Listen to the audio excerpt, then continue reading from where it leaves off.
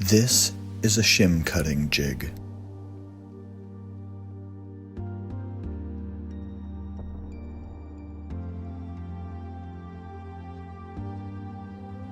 The wedge-shaped void missing from the block is where the shim will sit after it's cut. But first we need to take out the table saw.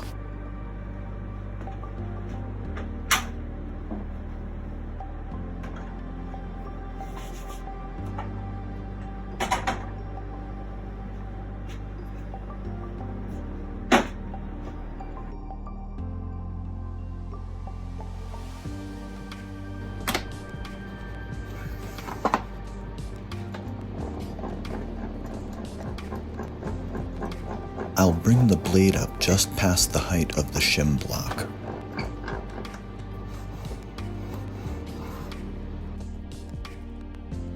Then flip this little spacer on the rip fence to give me extra room for my hand.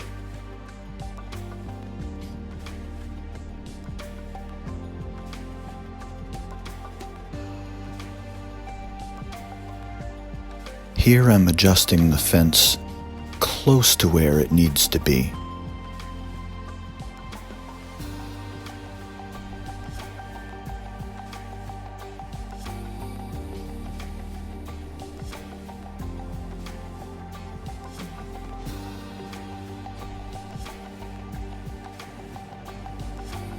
Now I'll plug the saw in and hook up the dust collection.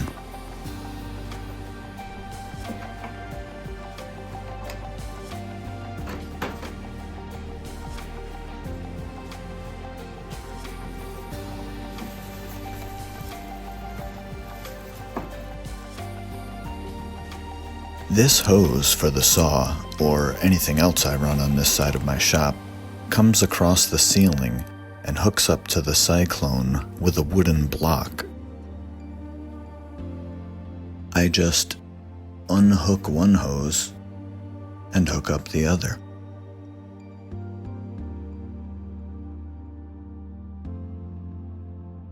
Back at the table saw, I'll use a previously cut shim to get the spacing exact.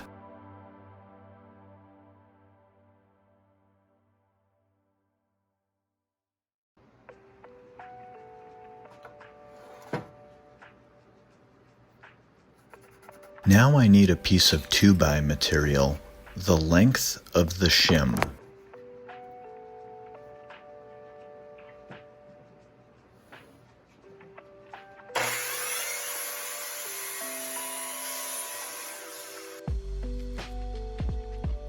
Even though the saw was plugged in at this point, it wouldn't turn on because of the safety cover.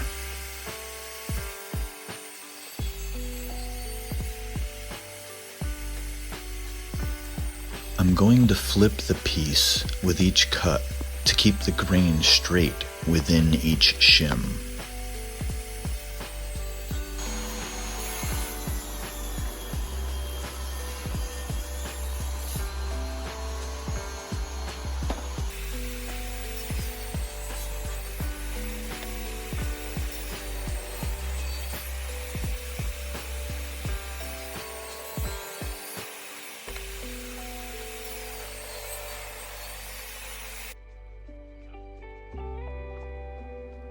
I end up making about 16 shims from this one piece of 2x10.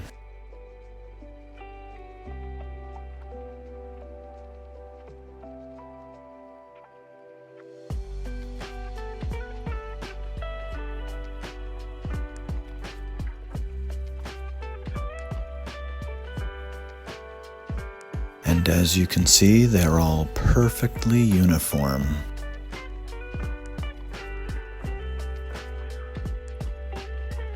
And here's what I needed them for.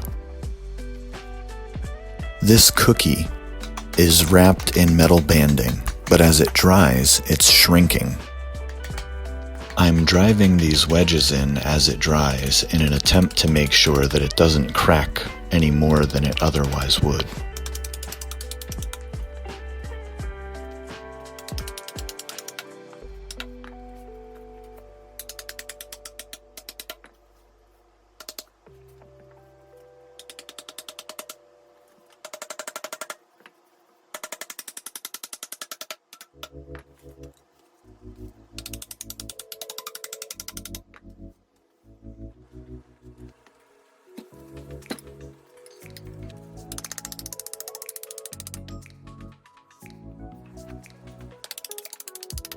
Once the bands are nice and tight again, I'll stop and cut these shims off and wait until the next time I check it and find that they feel like they're loose.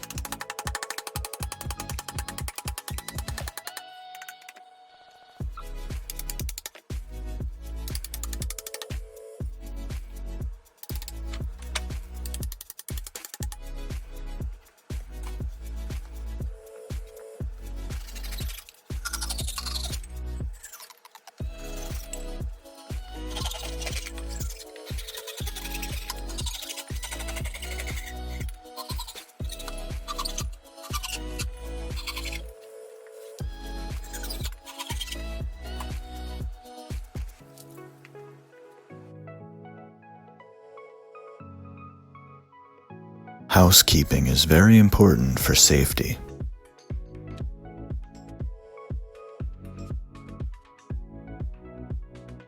A little sweepy sweepy.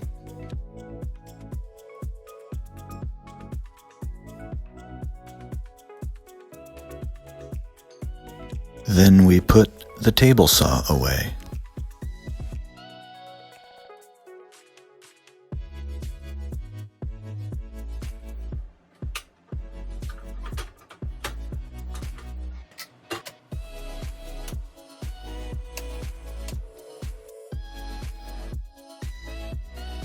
A little more sweepy sweepy.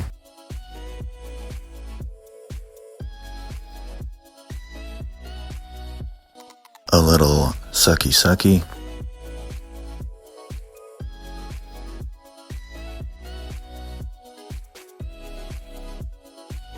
A little more sweeping.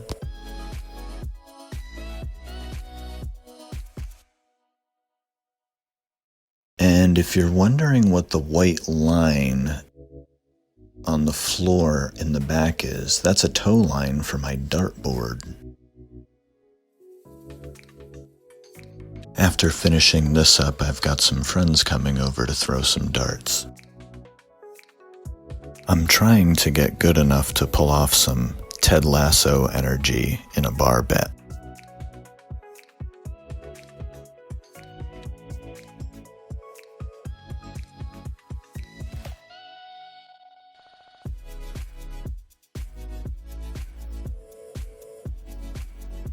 And now we're ready to play. Thanks for watching.